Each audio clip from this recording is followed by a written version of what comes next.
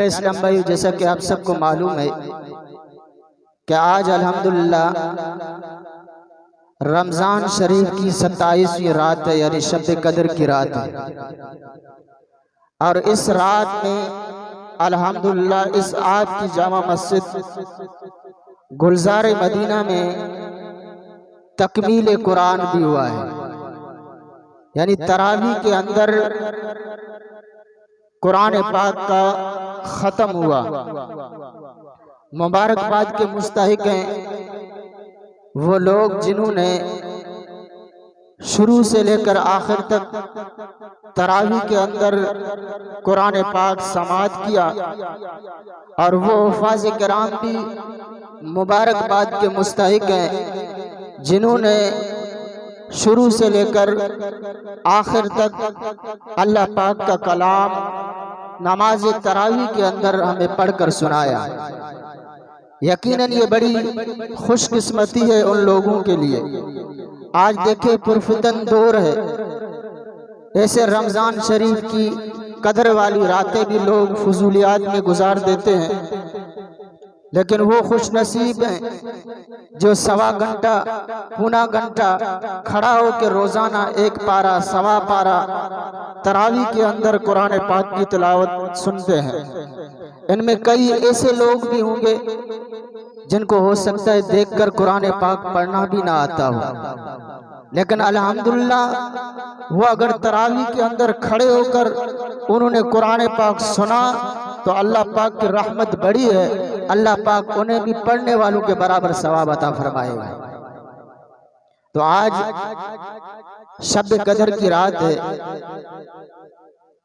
शब कदर की बड़ी फजीलत है। आइए एक रिवायत आपको सुनाता हूँ। तफसीर अजीजी में है, अब देखे कि हम उम्मती होकर कोई कहे कि हमें, हर मुसलमान यही कहता है कि मुझे अपने नबी से मोहब्बत है। हर मुसलमान के दिल में अपने नबी के लिए मोहब्बत होती है। अब आइए इस रिवायत से अंदाजा लगाएं कि हमारे नबी को अपनी उम्मत से कितनी मोहब्बत है। तफसीर अजीजी में है कि एक बार हमारे प्यारे आका मदीने वाले मुस्तफ़ा सल्लल्लाहु अलैहि वसल्लम ने पिछली उम्मतों और इनकी लंबी लंबी उम्रों के बारे में गौर फरमाया, और अपनी उम्मत की थोड़ी उम्रों को मुलाहिजा फरमाया। यानी पिछली जो साबिका उम्मतें थी उनकी जो उम्रें हैं वो लंबी होती थी, यानी 100 साल से भी क्रॉस कर जाते थे। कई ऐसे थे जो 100, 150, 200 साल से भी क्रॉस कर जाते थे।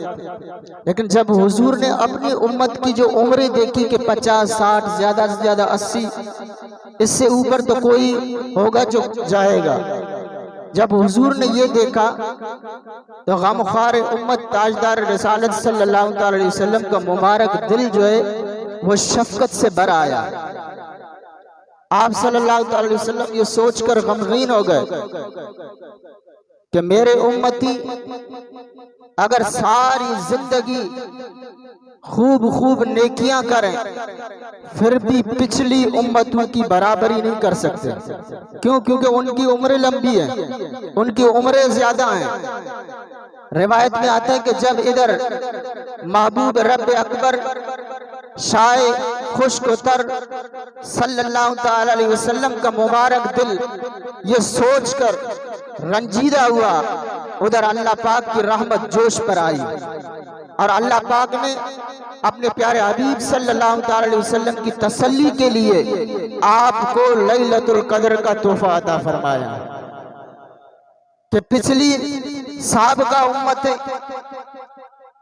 मेरे महबूब साहब का उम्मत अगर सारी जिंदगी इबादत कर ले, सारी जिंदगी वो नमाजों सजदों में, इबादतों में, रियाजतों में गुजार ले, लेकिन ए मेरे प्यारे महबूब अगर आपका कोई एक उम्मती इस शब कदर जो मैं तोहफा आपको दे रहा हूं आपकी उम्मत के लिए, अगर आपका कोई उम्मती इस रात को एक रात जाग कर सिर्फ शब कदर गुजार ले, उनकी सारी जिंदगी की नेकी आपकी उम्मती की एक रात की नेकी इससे भी ज्यादा अजर दूंगा।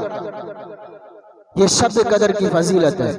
अल्लाह पाक ने अपने कलाम के अंदर इरशाद फरमाया, इन्ना अंज़लनाहु फी लैलतिल क़द्र वमा अदराका मा लैलतुल क़द्र लैलतुल क़द्र खैरुम मिन अल्फ शहर तनज़्ज़लुल मलाइकतु वर्रूहु फ़ीहा बिइज़्नि रब्बिहिम मिन कुल्लि अम्र सलामुन हिय हत्ता मत्लअल फज्र।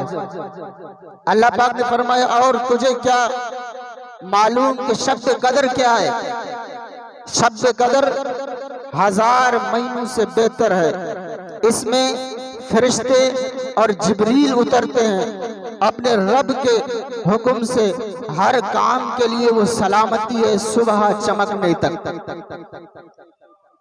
तो देखिए क्या शान है हमारे प्यारे आका मोहम्मद मुस्तफ़ा सल्लल्लाहु अलैहि वसल्लम की।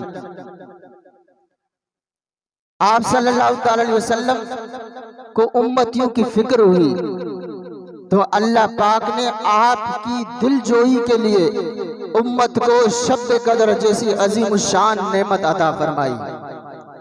तो ये हुजूर को सिर्फ खुश करने के लिए कि मेरा महबूब ये सोचकर रंजीदा न हो, अपने दिल पर ये बात न ले ले कि पहले साहब का उम्मती की उम्र इतनी थी, मेरी उम्मती की जो उम्र है वो कम है, नेकियां इतनी नहीं कर सकेंगे। सिर्फ ये दिलासा देने के लिए अल्लाह पाक ने हमें ये शब कदर जैसी नेमत अता फरमाई। तो प्यारे इस्लाम भाइयों, आज माह रमजान मुबारक की 27वीं रात है और उलमाए किराम की बारी अक्सरियत इसी तरफ है कि रमजान मुबारक की 27वीं रात शब कदर ही होती है। लिहाजा हम उम्मीद करते हैं कि अल्हम्दुलिल्लाह आज शब कदर है, आज मग़फ़िरत की रात है, रहमत की रात है, आज वो रात है जो 1000 महीनों से बेहतर है, आज सलामती की रात है। हजरत अब्दुल्लाह बिन अब्बास रज़ियल्लाहु ताला अन्हुमा से रिवायत है कि आका अलैहिस्सलातु वस्सलाम ने फरमाया कि जब शब कदर आती है तो अल्लाह पाक के हुक्म से हजरत जिब्रील अलैहिस्सलाम एक सब्ज झंडा लिए फरिश्तों की बहुत बड़ी फौज के साथ जमीन पर नुज़ूल फरमाते हैं और इस सब्ज झंडे को काबा शरीफ पर लहरा देते हैं। एक रिवायत में है कि इन फरिश्तों की तादाद रूए जमीन की कंकरियों से भी ज्यादा होती है। जो जिब्रील के साथ फरिश्ते होते हैं उनकी तादाद रूए जमीन पर जितनी कंकरियां हैं उनसे भी ज्यादा है। ये सब सलाम और रहमत लेकर नाजिल होते हैं। और हदीस पाक में है कि हजरत जिब्रील अलैहिस्सलाम के 100 बाजू हैं, जिनमें से 2 बाजू सिर्फ इसी रात खोलते हैं और वो बाजू मशरिक और मगरिब में फैल जाते हैं। फिर हजरत जिब्रील अलैहिस्सलाम फरिश्तों को हुक्म देते हैं कि जो कोई आज रात नमाज या जिक्रुल्लाह में मसरूफ है उससे सलाम और मुसाफा करो और उनकी दुआओं में आमीन भी कहो। जो रिवायत में आता है कि फरिश्ते आपके हुक्म पर अमल करते हैं और सुबह तक ये सिलसिला जारी रहता है। यानी हम यहाँ दुआ करते हैं, हर कोई अपने लिए दुआ करेगा, अपने गुनाहों की माफी चाहेगा, लेकिन उसके साथ साथ फरिश्ते भी इसकी दुआ पर आमीन कहते हैं। तब अंदाजा लगाओ जिसकी दुआ पर फरिश्ते आमीन कहे, क्या वो दुआ रब की बारगाह में मकबूल होगी या मरदूद होगी? हमारा यकीन है कि जिस दुआ पर, हमारी दुआ पर फरिश्ते आमीन कहें तो अल्लाह पाक जरूर उस दुआ को अपनी बारगाह में कबूल फरमाएगा। तो प्यारे इस्लाम भाइयों, आज बरकतों वाली रात है। अल्लाह पाक आज की इस मुबारक रात का सदका हम सब की बेहिसाब मग़फ़िरत व बख्शिश फरमाए। प्यारे इस्लाम भाइयों, शब कदर चूँकि कुरान करीम नाजिल होने की रात है, इसी मुनासिबत से कुरान करीम की खूबसूरत तालीमात में से एक आम तालीम जो किसी एक रात एक महीने, एक दिन या एक घंटे के लिए नहीं, बल्कि जिंदगी के हर हर लम्हे के लिए है।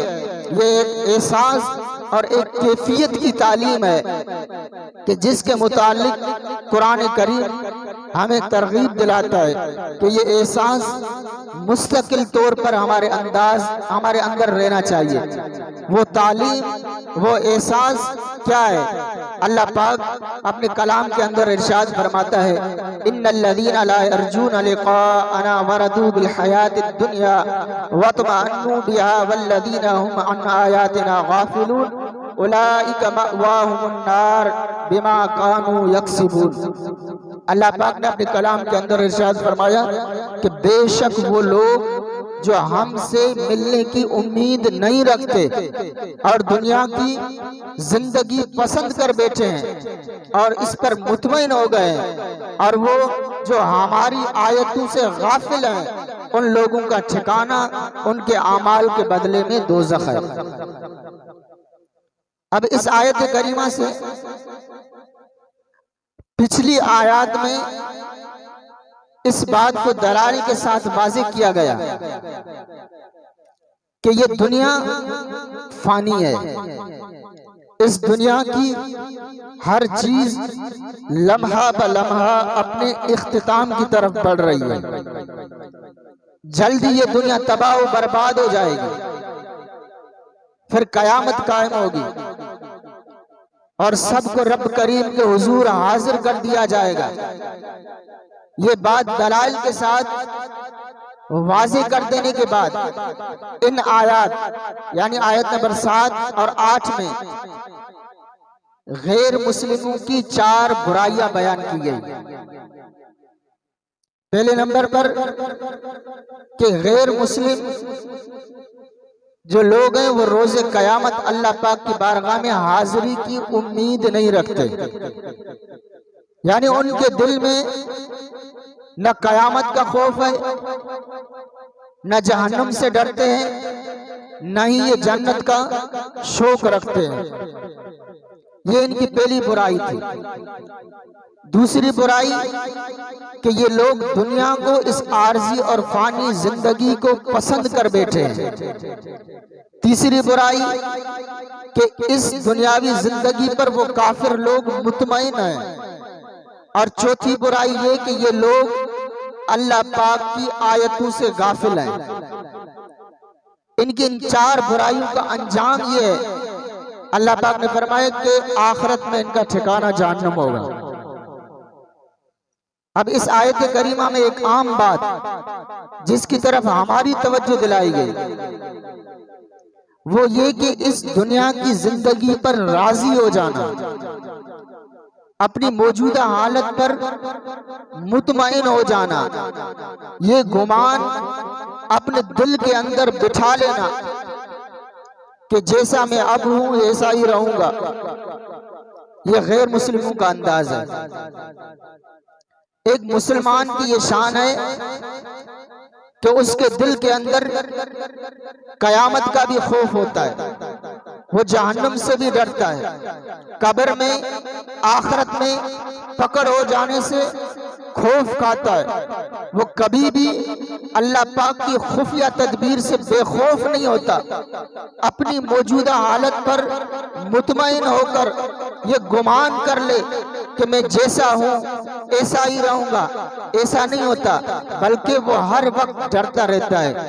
मगर अफसोस है कि आज हमारा हाल जो है वो बेहाल है। अल्लाह पाक की खुफिया तदबीर का खौफ हमारे दिलों से निकल चुका है। इस दुनिया की जिंदगी पर कनात हमारे दिलों में बैठ चुकी है। अफसोस है कि हमें आखिरत की फिक्र नहीं होती। मुझे दुनिया का माल मिल जाए उसकी कोशिश तो दिन रात की जाती है, मगर कयामत के हिसाब से कामयाबी मिलेगी या नहीं मिलेगी इसकी कुछ फिक्र नहीं है।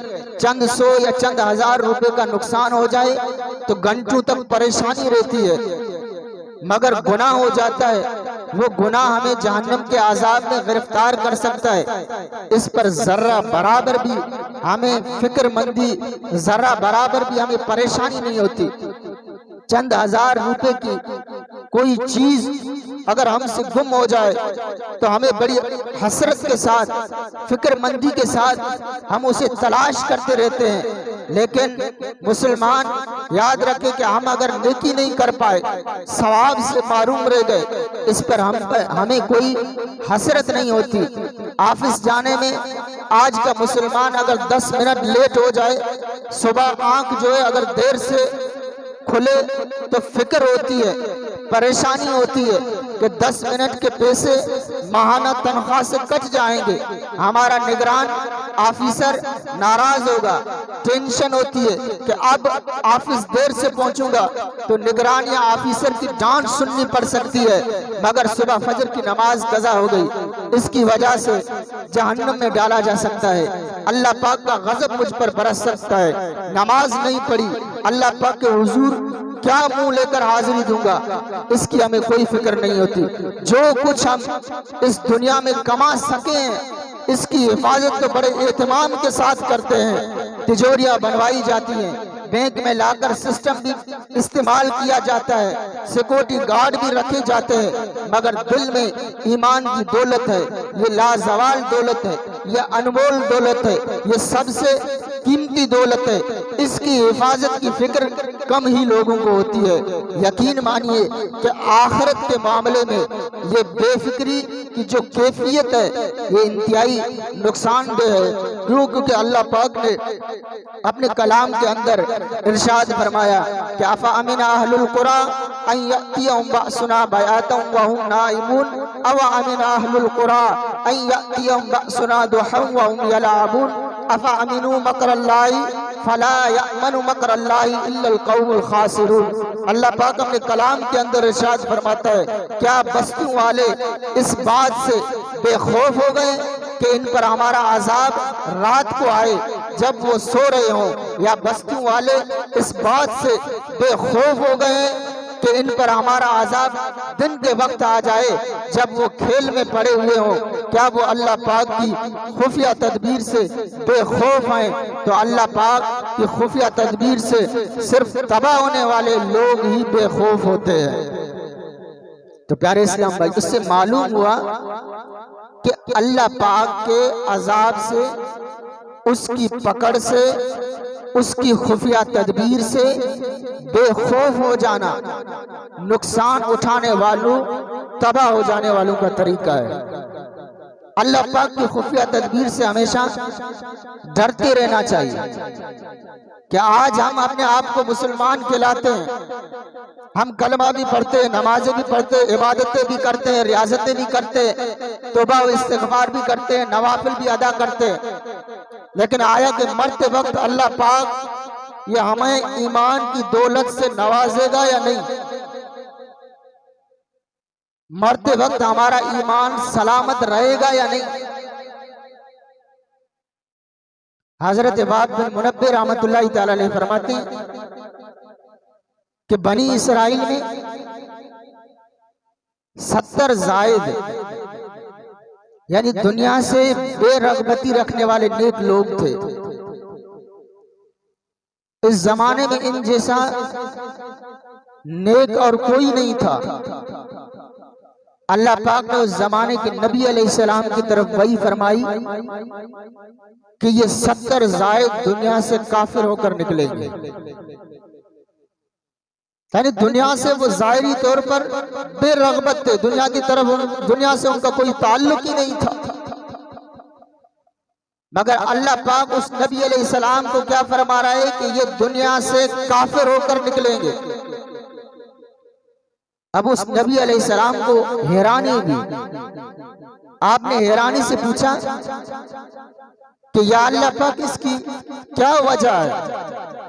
ये तो बहुत नेक लोग हैं, दुनिया से बेरगबती रखते हैं, नेकियों पर नेकियां करते हैं, फिर इनका अंजाम ऐसा क्यों होगा? यानी सारी जिंदगी नेकियों में लगे हुए हैं, फिर भी ये दुनिया से काफिर होकर मरेंगे, इसका सबब क्या है? तो अल्लाह पाक ने फरमाया कि इसलिए कि ये अपने अंजाम से बेफिक्र हो गए हैं। तो ये आशिकान रसूल गौर फरमाइए कि नेक लोग हैं, दुनिया से बेरगबती रखने वाले हैं, उनके जमाने में उनके जैसा इबादत गुजार और कोई नहीं था, मगर अफसोस उनका अंजाम भयानक हुआ।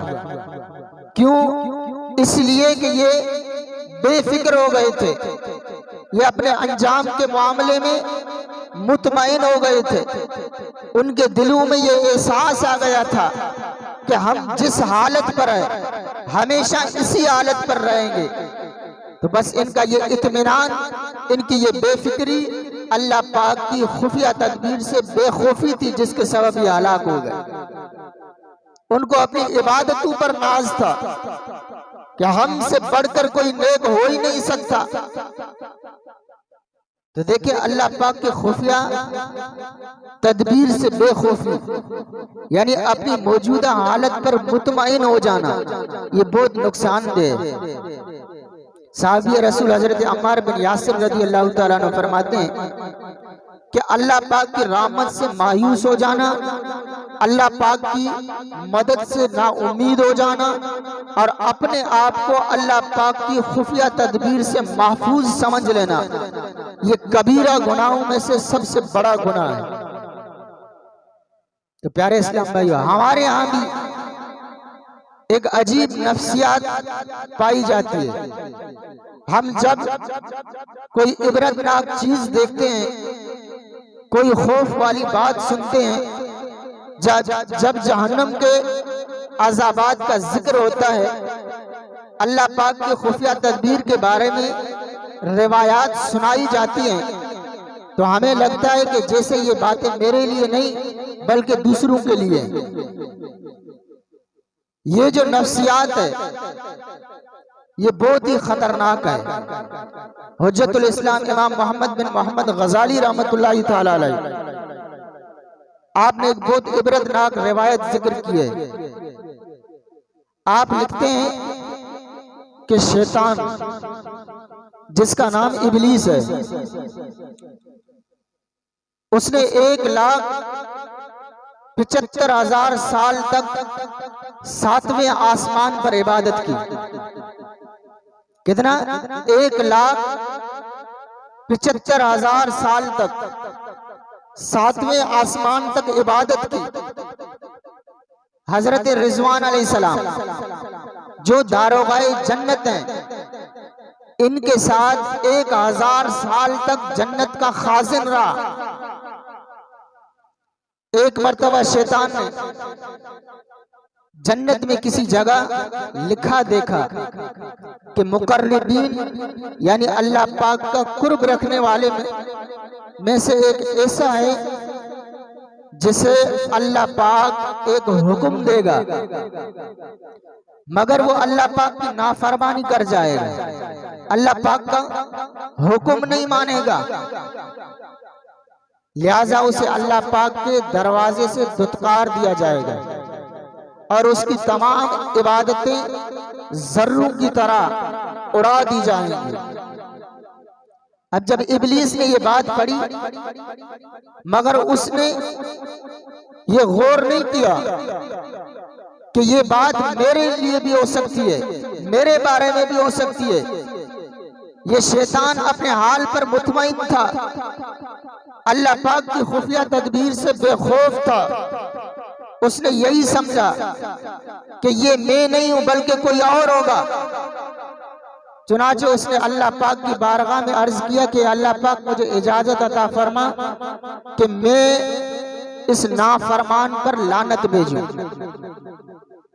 कौन कह रहा है? इजाजत कौन ले रहा है? शैतान। तो अल्लाह पाक ने उसे इजाजत अता फरमाई। रिवायत में आता है कि ये 1,000 साल तक इस नाफरमान पर लानत भेजता रहा और ये नहीं जानता था कि वो जो नाफरमान है ये खुद शैतान है, ये अपने ऊपर लानत भेज रहा है। अब ये है अल्लाह पाक की खुफिया तदबीर से बेखौफी कि वो जो रिवायत थी, वो जो हिकायत थी, जो फरमान था रब का, वो शैतान के बारे में खुद था। लेकिन शैतान क्या है कि सातवें आसमान पर बैठकर 1,75,000 साल तक इबादत करता रहा। उसको अपनी इस इबादत पर नाज था। जो दारोगाए जन्नत के साथ खाजिन रहा, उसको अपनी इस इबादत पर नाज था। उसे ये मालूम नहीं था कि अल्लाह पाक की खुफिया तदबीर क्या है। वो अपनी इबादत पर नाज करता था। उसने अपनी इबादत पर उसे फख्र था कि मुझसे बढ़कर कोई आबिद नहीं है। उसने रब से इजाजत मांगी, लेकिन शैतान को पता नहीं है कि जिस पर मैं लानत भेज रहा हूं वो अपने आप पर खुद भेज रहा हूं। ये अल्लाह पाक की खुफिया तदबीर। इमाम गजाली रहमतुल्लाह तआला अलैह मजीद लिखते हैं कि एक ऐसी तहरीर हजरत इसराफील अलैहिस्सलाम ने लोहे महफूज पर लिखी हुई पढ़ी। उसे पढ़कर उन पर खौफ का गलबा आ गया। आप ये समझ रहे थे कि ये जिस नाफरमान के मुतालिक लिखा है वो कोई और नहीं बल्कि मैं ही हूं। ये कौन है? ये फरिश्ते हैं। पहले रिवायत थी शैतान के बारे में, अब है फरिश्ता। फरिश्ते ने लोहे महफूज पर सिर्फ तहरीर देखी तो अपने बारे में गौर व फिक्र करने लगे कि हो सकता है ये मैं हूं और कोई नहीं होगा। तो आप पर खौफ का गलबा हो गया। चुनाचे खौफ के गलबे पे सबब आप रोने लगे। हजरत इसराफील रोने लगे। इतना रोए कि फरिश्तों को उन पर रहम आने लगा। फरिश्ते इनके इर्द गिर्द जमा हो गए। पूछा कि आप इतनी शिद्दत से क्यों रो रहे हैं? हजरत इसराफील अलैहिस्सलाम ने फरमाया कि मैंने लोहे महफूज पर लिखी हुई एक तारीर पढ़ी है। मैं एक नाफरमान का जिक्र है, यानी उस तारीर में एक नाफरमान का जिक्र है और मुझे खौफ है कि कहीं ये तारीर हमारे ही बारे में ना हो। जब ये सुना तो रिवायत में आता है कि तमाम जो फरिश्ते थे वो अल्लाह पाक की खुफिया तदबीर से डर कर रोने लग गए। तो ये है फरिश्ते जो मासूम है, इनसे गुनाह होते ही नहीं है। ये कभी अल्लाह पाक की नाफरमानी करते ही नहीं है। इसके बावजूद गौर फरमाइए कि ये अल्लाह पाक की खुफिया तदबीर से किस कदर डरते हैं। फिर यह शैतान के और फरिश्तों के अंदाज का फर्क देखिए कि शैतान ने भी वही तारीर पढ़ी मगर ये अपने हाल पर मुतमईन रहा। उसने यही समझा कि ये नाफरमान मैं नहीं बल्कि कोई और है। मगर फरिश्तों ने ऐसा ख्याल नहीं किया, बल्कि सब अपने मुतालिक डरे और रोना शुरू हो गए। तो प्यारे इस्लाम भाई, अल्लाह पाक न करे कि हमारा अंदाज भी खबीस शैतान जैसा हो। बहुत कम लोग हैं जो जहन्नम के अज़ाबात का सुनकर, कब्र और आखिरत की होलनाकियों का बयान सुनकर, अल्लाह पाक की खुफिया तदबीर के बारे में रिवायात सुनकर अपने आप के बारे में गौर करते हैं।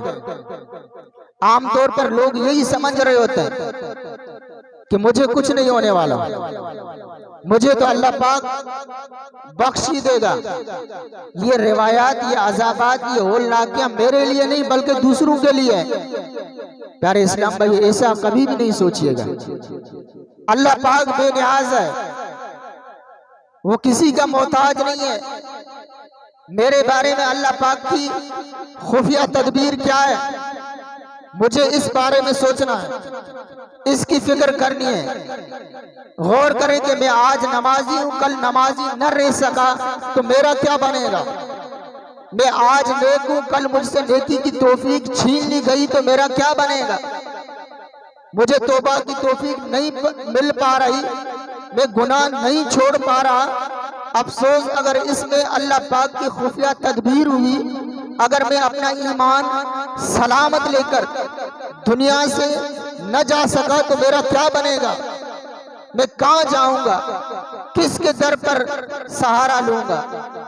तो ये अल्लाह पाक की खुफिया तदबीर है, यानी दूसरों का अंजाम क्या होगा, मेरे साथ बैठे शख्स के बारे में अल्लाह पाक की खुफिया तदबीर क्या है, इस बारे में फिक्र करने की मुझे जरूरत नहीं है। मुझे तो ये सोचना है कि मेरा अंजाम क्या होगा, मेरे बारे में अल्लाह पाक की खुफिया तदबीर क्या है। हमारे बुजुर्गान दीन ऐसे ही थे, वो अपने अंजाम के बारे में फिक्रमंद रहा करते थे। मशहूर वलीउल्लाह हजरत इमाम हसन बसरी रहमतुल्लाह तआला अलैह के बारे में आता है कि आपने एक मर्तबा एक हदीस शरीफ बयान की जिसमें सबसे आखिरी जन्नती का जिक्र था।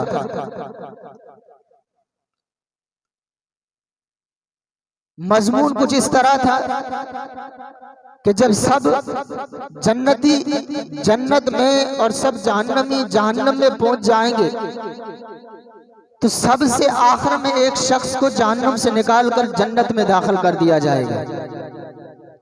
अब इमाम हसन बसरी रहमतुल्लाह तआला अलैह ने जब ये रिवायत बयान की तो तड़प कर फरमाया कि काश वो आखिरी जन्नती मैं ही हो जाऊं। तो लोगों ने पूछा कि आली जान आप ऐसा क्यों कह रहे हो, आप ऐसा क्यों कह रहे हैं? फरमाया कि क्योंकि इस जहन्नम में क्या जहन्नम से आजाद होना और जन्नत में पहुंचना यकीनी है। जब हुजूर ने फरमा दिया तो अब इस पर हमारा यकीन है कि वो जहन्नम से निकलकर जन्नत की तरफ आएगा। तो प्यारे इस्लाम भाई, ये अल्लाह पाक के नेक बंदे, जरा अंदाजा लगाइए कि ये किस तरह अल्लाह पाक की खुफिया तदबीर से डरते थे। काश हमें भी खुफिया तदबीर का खौफ नसीब हो जाए, काश अपने अंजाम की फिक्र जो है वो हमें भी मुयस्सर आ जाए। अल्लाह पाक का करोड़ों करोड़ों एहसान है कि उसने हमें इंसान बनाया, मुसलमान किया और अपने हबीब मुकर्रम सल्लल्लाहु अलैहि वसल्लम का दामन करम हमारे हाथों में दिया। इसमें कोई शक नहीं कि हम मुसलमान हैं, मगर हम में से किसी के पास इस बात की कोई जमानत नहीं है कि वो मरते दम तक मुसलमान ही रहेगा। जिस तरह बेशुमार गैर मुस्लिम खुशकिस्मती से मुसलमान हो जाते हैं, इसी तरह कई बदनसीब मुसलमानों का माज़अल्लाह गैर मुस्लिम होकर मरना भी साबित है। और जो ईमान से फिरकर यानी मुर्तद होकर मरेगा वो हमेशा हमेशा के लिए दोज़ख में रहेगा। अल्लाह पाक ने पारा 2 सूरह बकरा आयत नंबर 217 में इरशाद फरमाया, वमन यर्तदिद मिनकुम अन दीनिही फयमुत व हुवा काफिर फउलाइका हबितत आमालुहुम फिद दुनिया वल आखिरह व उलाइका अस्हाबुन नार हुम फिहा खालिदून। अल्लाह पाक ने इरशाद फरमाया, और तुम में से जो कोई अपने दीन से मुर्तद हो जाए फिर काफिर ही मर जाए तो उन लोगों के तमाम आमाल दुनिया व आखिरत में बर्बाद हो गए और वो दोज़ख वाले हैं और हमेशा उसी में रहेंगे। तो प्यारे इस्लाम भाई, हदीस पाक में औलाद आदम मुख्तलिफ तबकात पर पैदा की गई है। इनमें से बाज मोमिन पैदा हुए, हालत ईमान पर जिंदा रहे और मोमिन होकर ही मरेंगे। बाज काफिर पैदा हुए, हालत कुफर पर जिंदा रहे और काफिर ही मरेंगे। और जबकि बाज मोमिन पैदा हुए, मोमिनाना जिंदगी गुजारी और हालत कुफर पर रुखसत हुए। और इनमें बाज ऐसे हैं जो काफिर पैदा हुए, काफिर जिंदा रहे और मोमिन होकर मरेंगे। हजरत इमाम मोहम्मद रहमतुल्लाह तआला अलैह फरमाते हैं कि 3 जायद इबादत गुजार हज के इरादे से बैतुल्लाह शरीफ की तरफ रवाना हुए। रास्ते में उन्होंने गैर मुस्लिमों की एक बस्ती में क़याम किया, ठहर गए, रुके।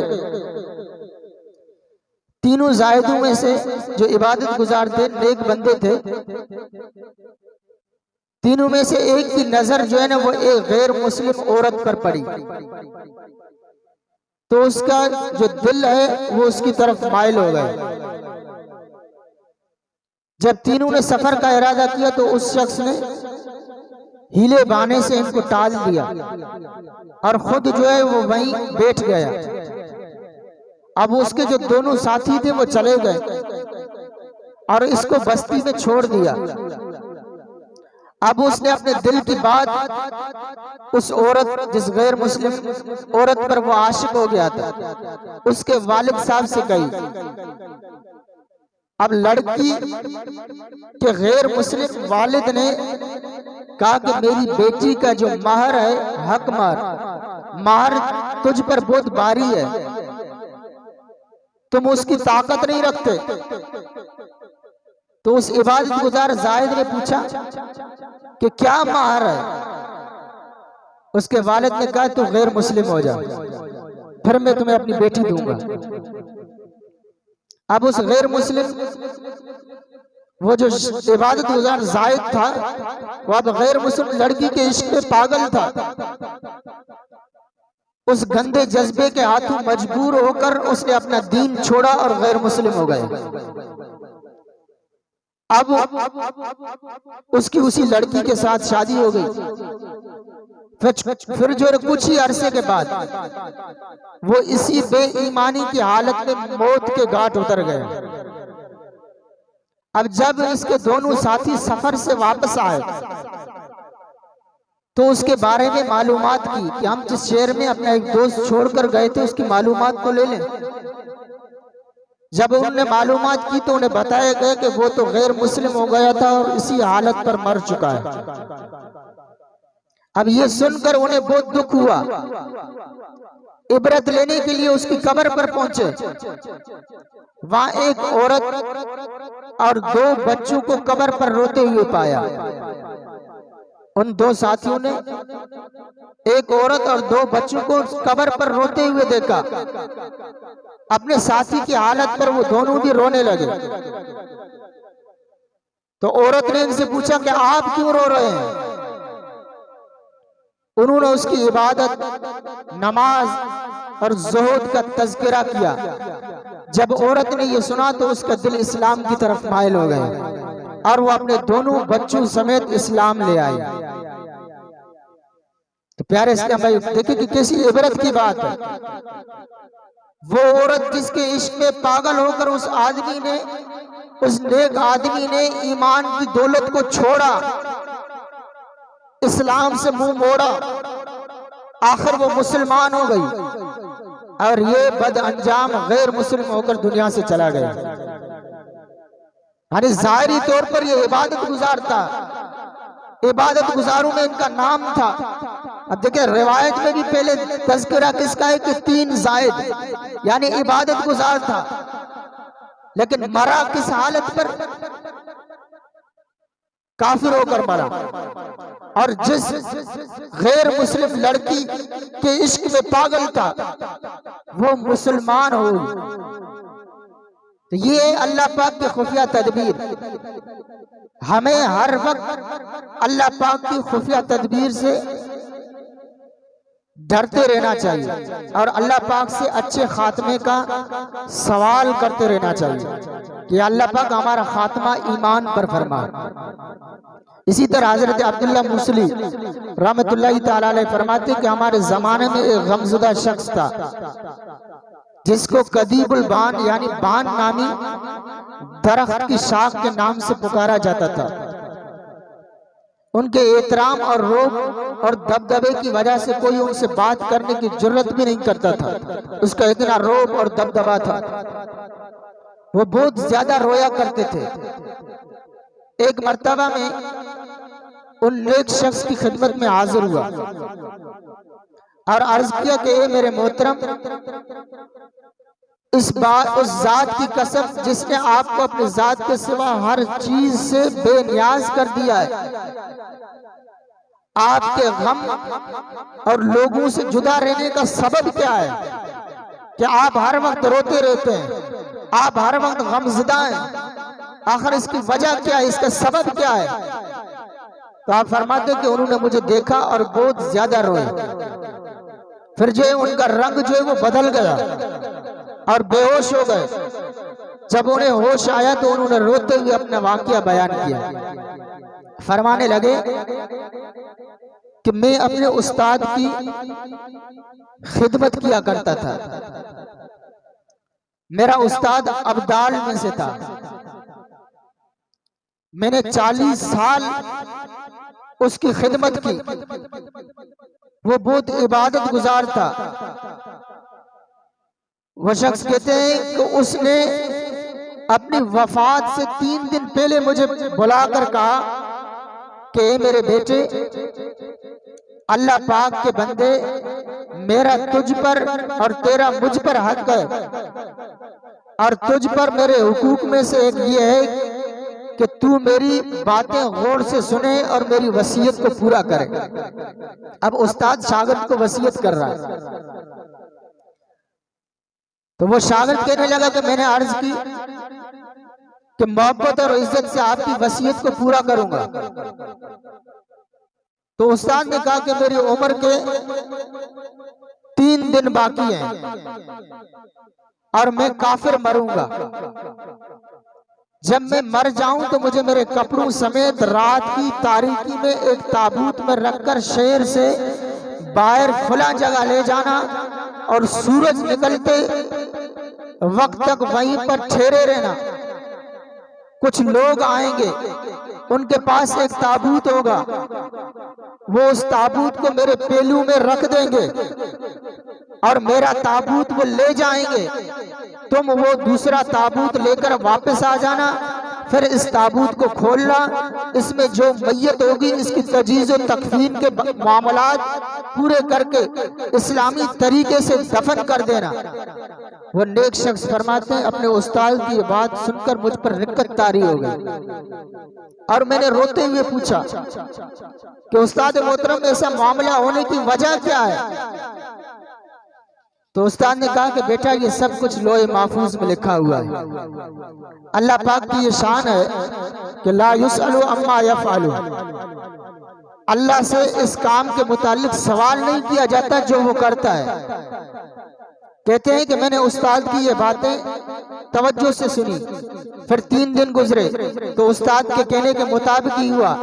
अचानक इस पर बेचैनी तारी हुई, रंग जो है वो उस्ताद का बदल गया, चेहरा जो है वो स्याह होकर मशरिक की तरफ घूम गया और मुंह के बल गिरा और मौत के घाट उतर गया।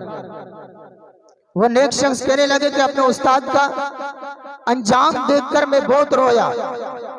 फिर मुझे वसीयत याद आई तो मैंने उसको एक ताबूत में रखा और उसी जगह ले गया जिसका उस्ताद ने जिक्र किया था, जो वसीयत की थी। वसीयत में जिस जगह का बताया था उसके बाद सब कुछ वैसा ही हुआ, यानी जैसे उस्ताद ने कहा था कि उस जगह पर ताबूत ले जाओगे, कुछ लोग आएंगे मेरे पहलू में दूसरा ताबूत रखेंगे, वो ताबूत उठाकर आप इसको ले आना, उसको खोलना, उसकी तजीज़ व तकफीन करना, इस्लामी तरीके के तौर तरीके के मुताबिक उसको दफन करना। आप फरमाते हैं ऐसा ही हुआ। सुबह को वहाँ कुछ लोग आए, इनके पास भी एक ताबूत था, उन्होंने वो ताबूत उस्ताद के ताबूत के साथ रख दिया। उनमें से एक शख्स आगे बढ़ा और मेरे उस्ताद के ताबूत को उठाकर जाने लगा। आप फरमाते हैं कि मैंने पकड़ कर पूछा कि तुम कौन हो और ये मामला क्या है?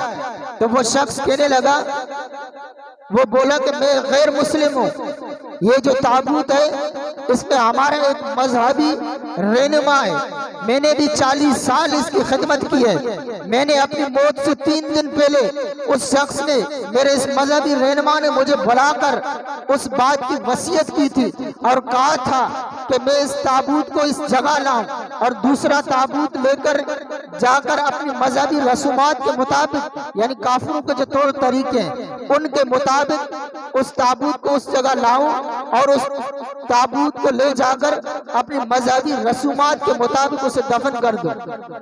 चुनाचे जब ये 3 दिन गुजर गए तो मेरे उस्ताद का चेहरा, अब वो कौन है? काफिर कह रहा है कि जिस तरह, अब इसको पता नहीं कि मेरे उस्ताद ने भी इसको वसीयत की है, जो बज़ाहिर मुसलमान था। अब वो काफिर कहने लगा कि इसी तरह 3 दिन गुजरने के बाद मैंने देखा कि मेरे उस्ताद का चेहरा खुशी से खिल उठा, रोशन हो गया। उन्होंने कलमा शहादत पढ़ा और मुसलमान होकर इंतकाल कर गए। इसके बाद कदीबुल बान, यानी उस वाक़े को बयान करने वाले नेक बुजुर्ग फरमाते हैं कि अब मैंने इस ताबूत को उठाया, जब उसे खोला तो उसमें एक बुजुर्ग की मैयत थी। उनके चेहरे पर अनवार की बारिशें हो रही थी, मैंने उन्हें ताबूत से निकाला, इस्लामी तौर तरीके पर गुस्ल दिया, कफन पहनाया और नमाज जनाजा अदा करके दफन कर दिया। फरमाते हैं कि वो दिन है और आज का दिन है, मैं जब भी बाहर निकलता हूँ तो मेरे चेहरे पर बुरे खात्मे के खौफ से गम के बादल बरसने लगते हैं। इसीलिए लोगों से दूर और अपना ईमान बचाने की फिक्र में लगा रहता हूँ। तो ये है अल्लाह पाक की खुफिया तदबीर। अब देखिए, एक मुसलमान उस्ताद जिसकी शागिर्द 40 साल खिदमत करता रहा, और एक वो काफिर जो अपने मजहबी रहनुमा, जिस तरह वो काफिर अपने मजहबी रहनुमा की 40 साल तक खिदमत करता रहा, लेकिन अब इन दोनों को पता नहीं था कि मैं जिसकी 40 साल तक खिदमत कर रहा हूँ, हर एक का ईमान और यकीन तो यही होगा, वो यही सोच कर खिदमत कर रहे होंगे कि यार ये मुसलमान है, मेरा उस्ताद है। मुसलमान का भी यही एतिकाद होगा, यही यकीन होगा कि ये मेरा उस्ताद है, उसने मुझे कलाम पढ़ाया, हदीस पढ़ाई, सब कुछ पढ़ाया। आज मैं 40 साल तक यही सोच कर खिदमत करता कि इसके सदके में अल्लाह मुझे बख्श देगा। अब वो मजहबी रहनुमा, जिस तरह मुसलमान कहते हैं ना, वहाँ पे औलिया पर, बुजुर्गों पर यकीन होता है, तो काफिर भी अपने बड़ों पर इसी तरह यकीन और एतमाद रखते हैं। वो काफिर भी इसी सोच में 40 साल तक अपनी मजहबी रहनुमा की खिदमत करता रहा। लेकिन अल्लाह की खुफिया तदबीर क्या थी? जो काफिर था वो मुसलमान होकर मोमिन होकर मरा, और जो मुसलमान था, जो बज़ाहिर मोमिन था, वो काफिर होकर मरा। ये अल्लाह पाक की खुफिया तदबीर है।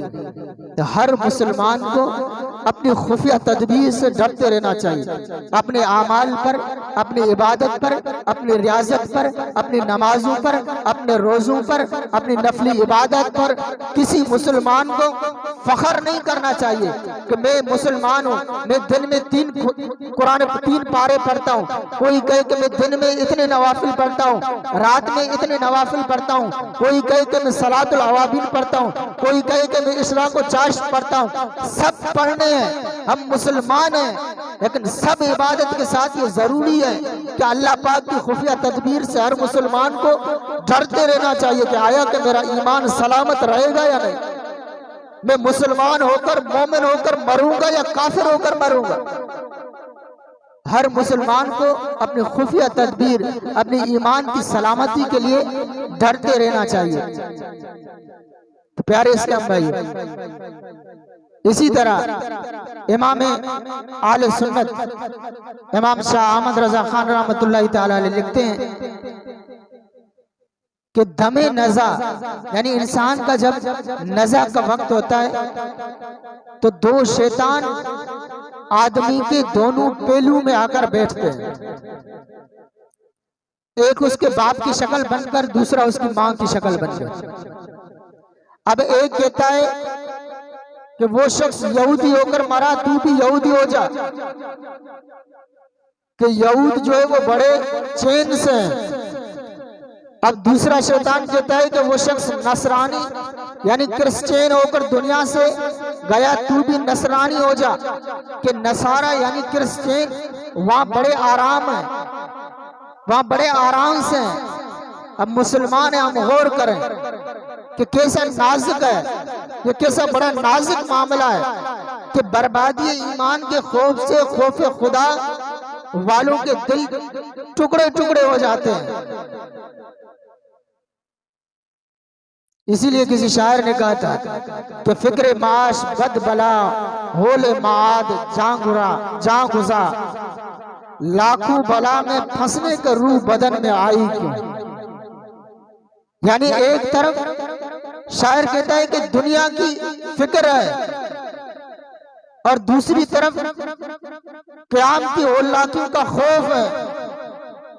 दिल हिला रहा है कि ऐसी ऐसी मुसीबतों में फंसने के लिए रूह बदन में आई क्यों थी, हम पैदा ही क्यों हुए थे।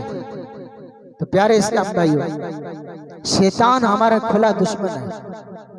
ये खबीस हर वक्त हमारे अंजाम से गाफिल करके बेकाने और जहन्नम का हकदार बनाने में लगा हुआ है। यानी शैतान किस किस अंदाज में लोगों को बहकाता और जहन्नम तक पहुंचा डालता है। एक सबक आमोज वाकया सुनिए। किताबों में लिखा है कि बरसीसा नामी एक इबादत गुजार था। अल्लाह पाक ने उसे लंबी जिंदगी अता फरमाई थी। वो ये सबसे अलग होकर अल्लाह पाक की इबादत में मसरूफ रहता था। उसने 200 साल, 2 साल नहीं 200 साल इस तरह गुजारे कि एक लम्हे के लिए भी कोई गुनाह न किया। उसके 60,000 शागिर्द थे और सबको उसका ऐसा फैजान मिला था कि वो सब हवा में उड़ा करते थे। यानी शागिर्द जो है वो हवा में उड़ा करते थे। उनको अपने उस्ताद का ऐसा फैजान मिला था। मगर किताबों में लिखा है कि अफसोस अल्लाह पाक की खुफिया तदबीर इस पर गालिब आई और यह गैर मुस्लिम होकर दुनिया से चला गया। अब उसका वाकया यूं बयान किया कि हुआ यूं कि एक मर्तबा शैतान जो है वो इंसानी रूप में उसके पास पहुंचा और बरसीजा का जो इबादत खाना था जहां रहकर ये इबादत किया करता था, उसके बाहर खड़े होकर शैतान ने उसे आवाज दी। बरसीसा ने कहा कि जो अल्लाह पाक की इबादत करना चाहता है उसे किसी दोस्त की जरूरत नहीं है। किसको? शैतान को ये जवाब दिया। अब ये जवाब सुनकर शैतान ने उसके इबादत खाने के बाहर ही डेरा डाल लिया। अब उस बदबख्त शैतान का बेकाने का अंदाज देखिए कि शैतान कितना खबीस है। उस शैतान खबीस ने 3 दिन उस इबादत खाने के बाहर लगातार इबादत की। अंदर वो इबादत कर रहा है, बाहर शैतान इबादत कर रहा है। उस दौरान रिवायत में आता है कि वो शैतान न सोया ना ही उसने खाया पिया, चूंकि वो इंसानी शक्ल में था और बरसीसा उसे इंसान ही समझ रहा था। चुनाचे वो उसकी इबादत देखकर वो जो बरसीसा नेक गुजार बंदा था, इबादत गुजार बंदा था, वो बहुत मुतासिर हुआ। अब उस बरसीसा ने उसे इंसानी ही समझ रहा था। मुतासिर होकर उस बरसीसा ने पूछा कि मुझे 200 साल हो गए इबादत करते हुए, लेकिन अभी तक ये रुतबा नहीं मिला। मुझे सोने की भी जरूरत पड़ती है, खाने पीने का भी मोहताज हूँ। काश कि मैं भी तुम्हारी तरह इबादत कर सकता, काश कि मुझे भी तेरी तरह ये रुतबा मिल जाए। अब शैतान से वो बुजुर्ग इबादत गुजार बरसीसा पूछने लगा कि आपको ये रुतबा मिला कैसे? क्यों? क्योंकि शैतान इंसानी शक्ल में था। तो शैतान बोला कि असल में बात यह है कि मुझसे एक गुनाह हो गया था। जब मुझे वो गुनाह याद आता है तो मेरी ये कैफियत हो जाती है। फिर मुझे ना भूख लगती है, ना प्यास लगती है, ना ही नींद आती है। तुमने चूंकि कभी कोई गुनाह किया ही नहीं है।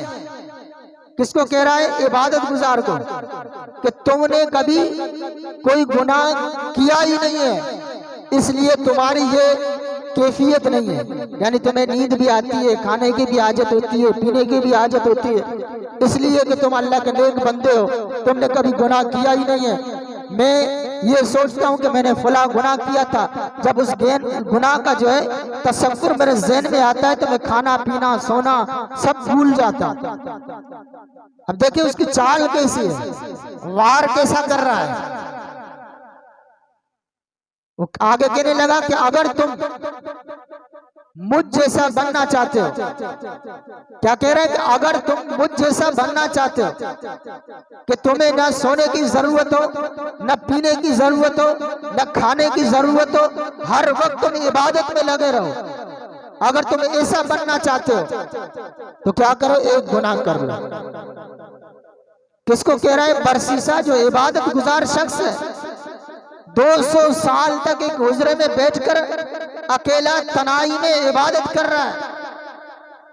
उसको शैतान खबीस किस तरह बेकार है कि अगर तुम मुझ जैसा बनना चाहते हो तो सिर्फ एक गुनाह कर लो, फिर तुम पर ये खौफ खुदा का गलबा हुआ करेगा और तुम भी मेरी तरह बगैर खाए पिए मुसलसल इबादत कर सकोगे।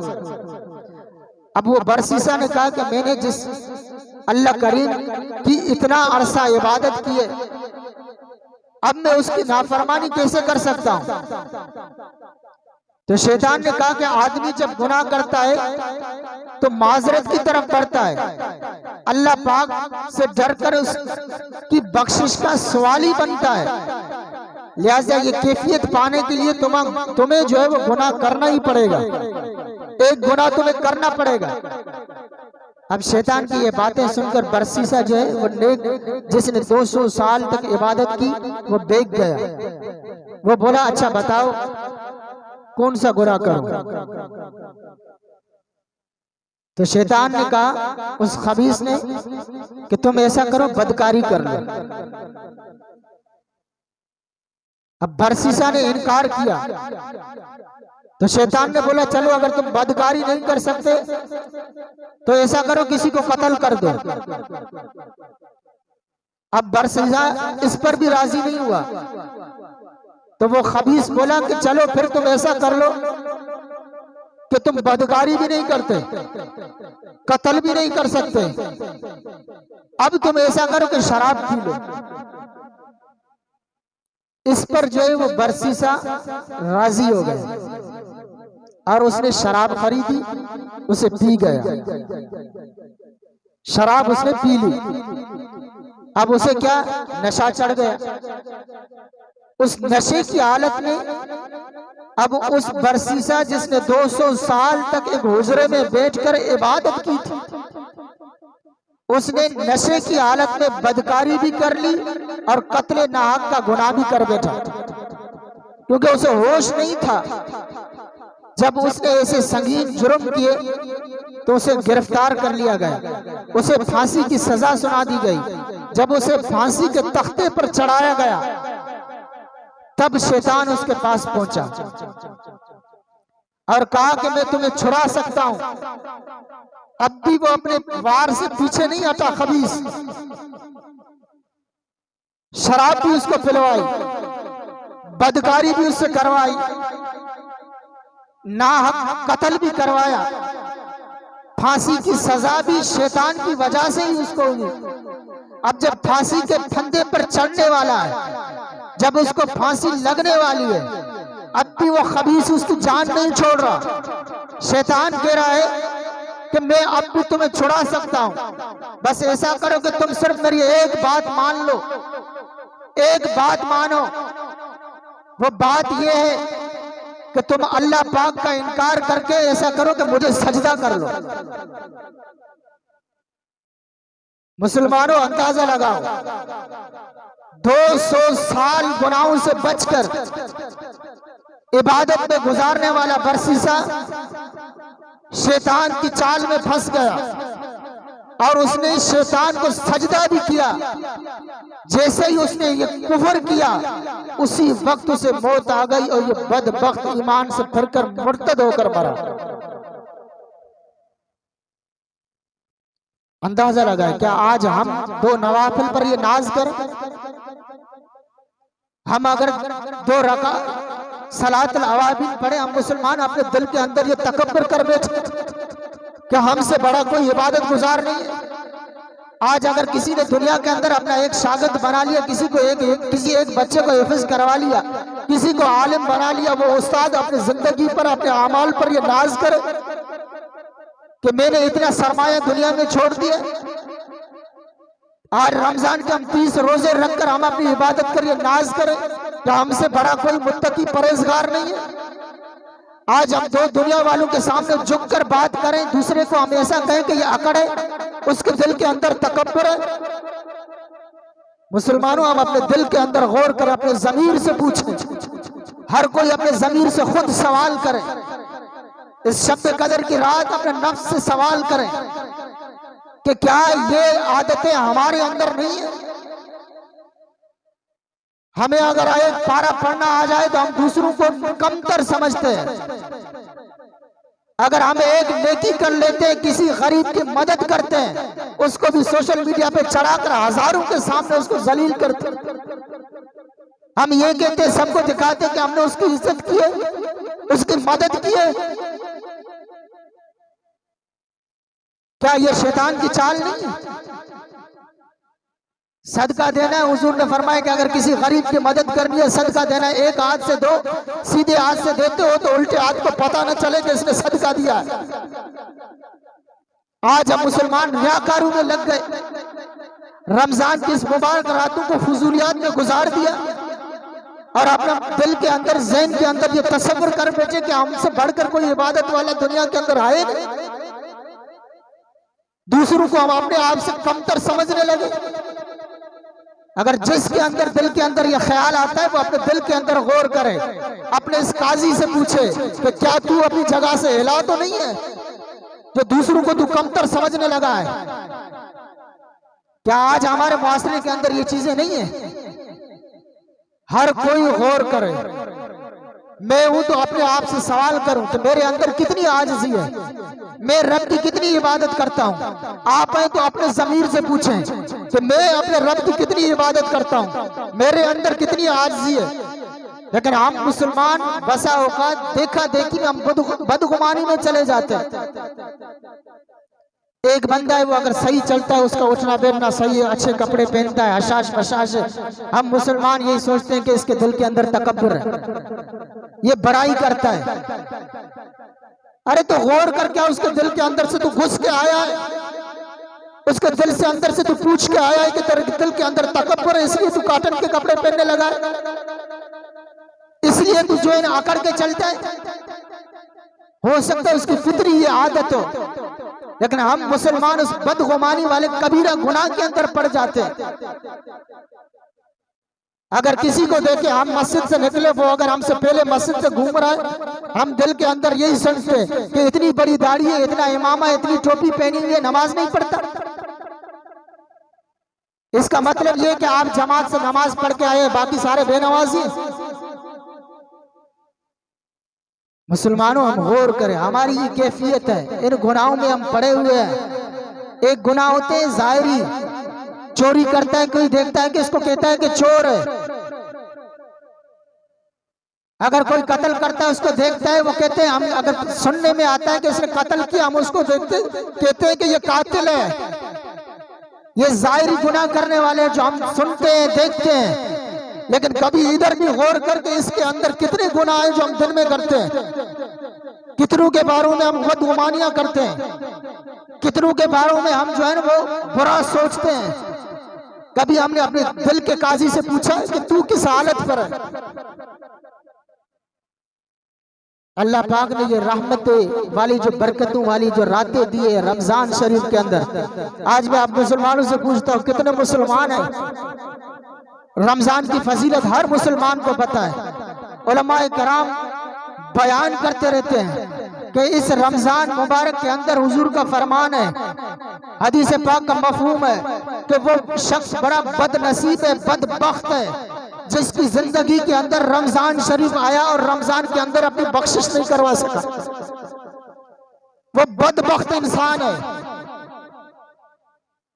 क्या हमने ये नहीं सुना कि रमजान के अंदर नफल का सवाब फर्ज के बराबर, फर्ज का सवाब 70 गुना बढ़ा दिया जाता है? लेकिन आज 27 रमजान की रात में आप मुसलमानों से सवाल करता हूं, अपने जमीर से पूछिए कि क्या आज हमने 27 रमजान तक कितनी रब की इबादत की है, अपने रब को कितना राजी किया है? इस रमजान की रातों का हमने कितना एहतराम किया है? इस रमजान में हमने अपने आप को बख्शवाने के लिए कितनी कोशिशें की है? क्या आज हमारे माशरे के अंदर इस रमजान में ये टूर्नामेंट किस लिए चल रहे हैं? रमजान का एहतराम है या रमजान की बेएहतरामी है? आज हमारा नौजवान खड़ा होकर एक पारा रमजान के अंदर तिलावत नहीं सुन सकता। यकीन मारो, वो नौजवान रात को खड़ा होकर ईशा के बाद खड़ा होता है, शेरी के आजान तक, शेरी की तैयारी तक वो पांव पे खड़ा है। जगह मिली तो बैठेगा या तो मैच देखता रहेगा। क्या हम मुसलमानों ने ये रमजान का एहतराम किया? इसलिए हमारे पास रमजान आया। पूरा साल हम इस तरह जो है ग्राउंडों को नहीं सजाते। कहीं पे भी आप देख ले रात को लाइटिंग लगा के टूर्नामेंट नहीं होंगे, लेकिन रमजान के अंदर ये सारा मजमा भरा हुआ है। मस्जिद वीरान है, ग्राउंड आबाद है। क्या ये हमारी मुसलमानियत है? रमजान हमें इसलिए मिला था, मुसलमानों रमजान हमें इबादत के लिए मिला है, अपने रब को राजी करने के लिए मिला है। लेकिन हम मुसलमान रमजान में जो गुनाह पूरा साल नहीं करते, जो बेअदबियां पूरा साल किसी महीने में नहीं करते, वो सारी हम रमजान में आके करते। क्या हमारी मुसलमानियत यहां तक आके पहुंची? तो ये शब कदर है। आज 27वीं शब कदर है। मैंने शुरू में रिवायत सुनाई कि हुजूर ने फरमाया कि अल्लाह पाक ने मुझे फरमाया कि मेरे महबूब आपका उम्मती कोई एक उम्मती सिर्फ एक रात शब कदर रमजान के अंदर जाग कर गुजारे, रब की इबादत करे, साहब का उम्मतों की 100 साल जिंदगी की सारी नेकियां आपके उम्मती की एक रात की इबादत है, बस उससे भी ज्यादा है। लेकिन आज हम मुसलमान देखें कितनी तादाद है हमारे सामने। क्या इस मोहल्ले में यही मुसलमान रहते? क्या हमारे शहर के अंदर यही मुसलमान है? हमारे मोहल्ले के अंदर यही मुसलमान है? कलमा सिर्फ हमने पढ़ा है, रमजान सिर्फ इनके लिए आया है। ये हमारी कैफियत है।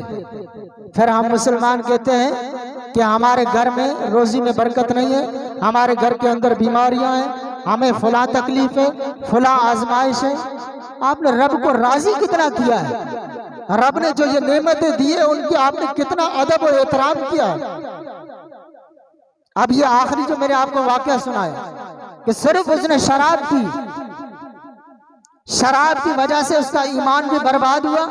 जिसने 200 साल तक इबादत की, ईमान भी बर्बाद हुआ, कत्ले नाक भी किया, बदकारी भी की, आखिर में फांसी की सजा भी मिली और बेईमान होकर मरा।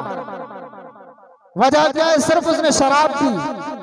मैं आप मुसलमानों से पूछता हूँ, क्या हमारे मुआशरे के अंदर इस मुबारक में वैसे भी शराब हराम है, नहीं पीनी चाहिए, कबीरा गुनाह है। लेकिन आज भी आप जाके वहां देखें, शराब जहां से मिलता है काफिर आपको कम मिलेंगे, मुसलमान ज्यादा मिलेंगे। जो रमजान के अंदर शराब खरीदते हैं, पीते हैं। मेरा मकसद किसी को तनकीद करना नहीं है, एहसास दिलाना है। ये जगह इसलिए नहीं है कि सिर्फ मैं अपने आप से भी यही सवाल करता हूँ, रब को हाजिर नाजिर समझकर मैं अपने आप के दिल से भी ये पूछ रहा हूँ जो आपसे सवाल कर रहा हूँ। क्योंकि अगर अगले बंदे के ये दिल में ना हो तो अगले पे बात असर ही नहीं करती। जब अपने दिल के अंदर होगा तो अगले को एहसास होगा। मैं शराबी हूँ, अगले आपको मैं कैसे मना कर सकता हूँ कि आप शराब नहीं पियो? मैं बेनमाजी हूँ, अगले आप कैसे कह सकता हूँ कि आप नमाज पढ़ो? मैं जो बदकारी में मुब्तला हूँ, अगले आपको कैसे कर सकता हूँ कि क्या आप बदकारी ना करो? मैं खुद चोर हूँ, अगले आपको कैसे चोरी से मना कर सकता हूँ? जब खुद इस चीज पर अमल करूं, खुद जो है अमल करने वाला बनूं, अगले आपको बोलने से पहले इंशाल्लाह इशारा करोगे वो समझ जाएगा। लेकिन हम मुसलमान दुनिया की तरफ माइल हो चुके हैं, हम रमजान की कदर नहीं कर पाए। आज रात है, ये इज्तिमा इसी मकसद के लिए मुनाकिद किया गया। एक तो खत्म कुरान, दूसरी यही निस्बत के शब कदर। मुसलमानों जमा हो जाओ, रब की रहमत बड़ी है। कोई मुसलमान ये न सोचे कि 27 मैंने रोजे नहीं रखे, मैंने तरावियां नहीं पढ़ी, मैंने नमाजें नहीं पढ़ी, अब मेरे लिए कोई बख्शिश और माफी नहीं है। ऐसा नहीं है। रब की रहमत से कभी ना उम्मीद नहीं होना। आपसे चाहे कितने भी कबीरा गुनाह हुए हैं, आ जाओ, रब कहता है मेरी बारगाह में सच्ची दिल से तौबा करो, सच्ची तरफ लेकर मेरी बारगाह में आकर सर झुकाओ, चाहे हजारों तेरे गुनाह और रब अपनी रहमत के सदके माफ कर दे। रब की रहमत बहुत बड़ी है। सिर्फ हम अपना ये दिल का जो किबला है वो दुरुस्त कर ले, उसको रब की तरफ फेर ले, दुनिया से बेरगबती इख्तियार करे, दुनिया से जो है बेइख्तियार हो जाए। जो रब गरीबों को 2 पेट का खाना दे सकता है, क्या हमें नहीं दे सकता?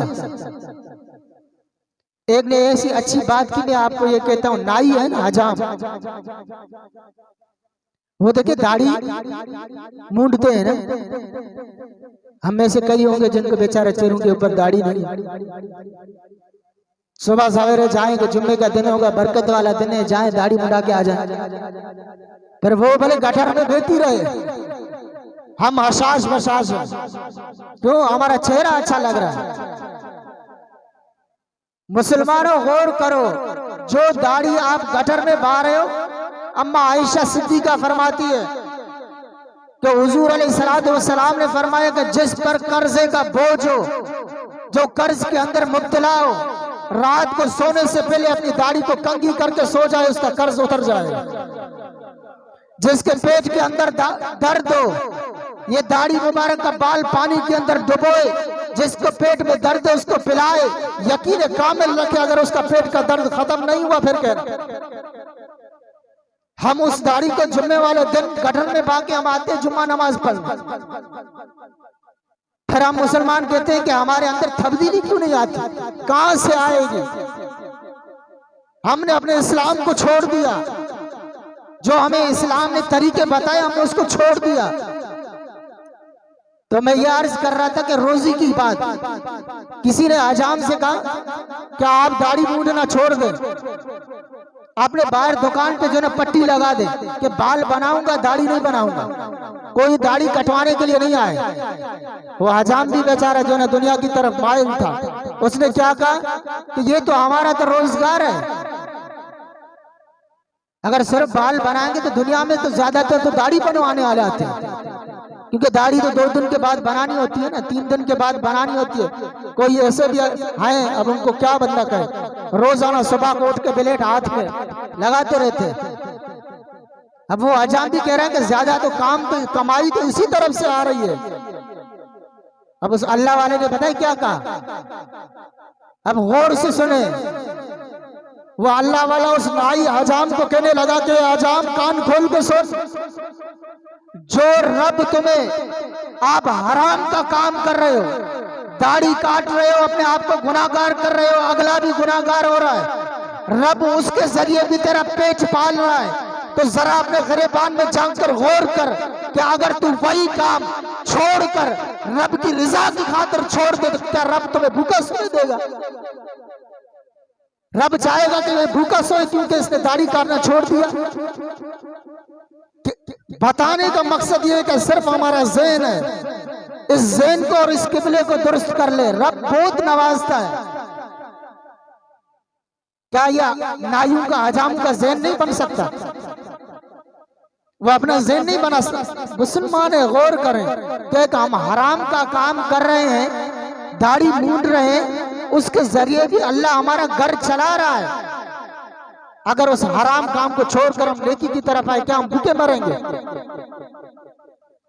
सिर्फ क्या है कि हमारा जमीर जो है सोया हुआ है, हम गफलत में पड़े हुए हैं, हमें कुछ पता ही नहीं है, हम सिर्फ नफ्सा नफ्सी के आलम में पड़े हुए कि जो दुनिया का माल है।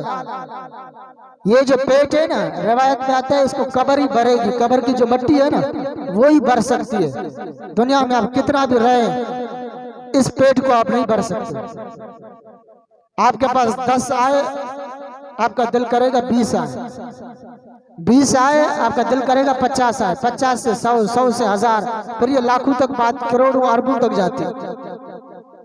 तो मुसलमानों यही वक्त है, कहने का मकसद ये है कि हम मुसलमान हैं। अल्लाह पाक ने हमारी जिंदगी में ये रमजान शरीफ अता फरमाया, फिर क्या जिंदगी का भरोसा। आज हम अपने दरमियान देखें, पिछले साल जो रमजान में हमारे साथ थे, क्या आज हमारे साथ मौजूद है? कितने हैं जो हमें छोड़कर चले गए? अगले साल हमें भी ये रमजान नसीब हो या न हो, अगले साल हमें भी ये मुबारक घड़ियां हमारे मुकद्दर में हो या न हो, आज का वक्त है, आज जिंदगी है, आज अमल कर ले। कब्र जो है उधर फिर अमल का कोई जजा नहीं मिलेगी। कोई यहाँ ऐसे बेशुमार वाक़यात हैं कि मुसलमान मोमिन अल्लाह वाले कब्र के अंदर कुरान भी पढ़ते हैं, इबादत नमाज भी पढ़ते हैं, दीगर इबादत भी अपने आदत के तौर पर करते हैं। लेकिन याद रखे, एक बार रूह निकल गई जिस्म से, फिर चाहे कब्र के अंदर हम सालों साल तक इबादतें करते रहे, जो भी करते रहे, लेकिन हमें उसका अजर नहीं मिलेगा। आदत तो हमारी होगी, रब जिसको अता फरमाए वो आदत तो दे सकता है, लेकिन उसका हमें अजर नहीं मिलेगा। लेकिन आज हमारे पास जिंदगी है, आज हमारे पास नेमत है, आज हम जी रहे हैं दुनिया के अंदर। आज अगर हम नेकी करेंगे तो अल्लाह पाक इस रमजान के सदके में एक नेकी करोगे, अल्लाह पाक 70 गुना बढ़ाकर सवाब अता फरमाएगा, है ना। एक आखिरी वाकया अर्ज कर रहा हूं। एक शख्स था, वो जो किसी बाजार की चौक पर खड़ा रो रहा था। किसी ने पूछा कि आप बाजार के चौक पर खड़े रो रहे हो, आखिर इसकी वजह क्या है? तमाम मुसलमान आ जा रहे हैं, रश लगा हुआ है, आप रोने में लगे हुए, वजह क्या है? तो वो शख्स कहने लगा कि मैं ये सिर्फ देख रहा हूं लोगों का हाल कि सारे अपनी मस्ती में लगे हुए हैं, किसी को रब की फिक्र नहीं, किसी को इबादत की फिक्र नहीं, हर कोई अपनी दुनिया में लगा हुआ है। आज रब जो है ना पुकार कर बंदे को कह रहा है कि मेरे बंदे माफी चाह, तू मुझसे माफी मांग, मैं तुम्हें माफ करने के लिए तैयार हूं।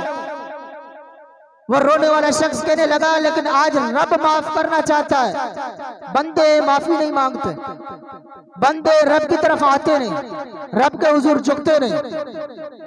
वो शख्स रोकर चला गया। कुछ दिनों के बाद उसी शख्स ने उसको देखा कि वो शख्स कब्रिस्तान में खड़ा रो रहा है। अब इसके ज़हन में आया कि यार ये बंदा पागल है, कभी चौक पे खड़ा होकर रो रहा है, कभी मुर्दों के ऊपर खड़ा होकर रो रहा है।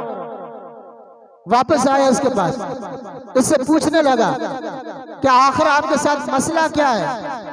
कभी आप चौक पे खड़े होकर रोते हो, कभी आप कब्रिस्तान में खड़े होकर रोते हो, अब इन मुर्दों को क्या रुला के जो आप इनको क्या बताओ? अब वो भी बड़ा दाना शख्स था, वो कहने लगा कि पूछने वाले, कल मैं चौक पर खड़े होकर इसलिए रो रहा था कि लोग अपनी जिंदगी में मस्त थे, रब से माफी नहीं मांग रहे थे, रब माफ करना चाह रहा था कि मेरे बंदों मुझसे माफी मांगो, मैं तुम्हें माफ करता हूं, लेकिन बंदे माफी नहीं मांग रहे थे। आज कब्रिस्तान में खड़ा होकर इसलिए रो रहा हूं कि सारे मुर्दे रब से माफी के तलबगार हैं, माफिया मांग रहे हैं कि अल्लाह आजाब हटा दे, ईसाले सवाब के हकदार हैं, अपने अमाल पर शर्मिंदा है, लेकिन आज रब की तरफ से माफी नहीं मिल रही, आज रब नहीं बख्श रहा, इसलिए रो रहा हूं। तो आज हम मुसलमानों का भी ये हाल है कि आज हम जिंदगी में मस्त हैं, हमें कब्र याद नहीं है, लेकिन याद रखो मुसलमानों, जब इस कब्र में हम उतरेंगे ना फिर हमें पता चलेगा, फिर हमें आमाल जब आएंगे ना फरिश्ते मुनकर नकीर हमसे सवाल पूछने के लिए, फिर हमें जवाब देना होगा।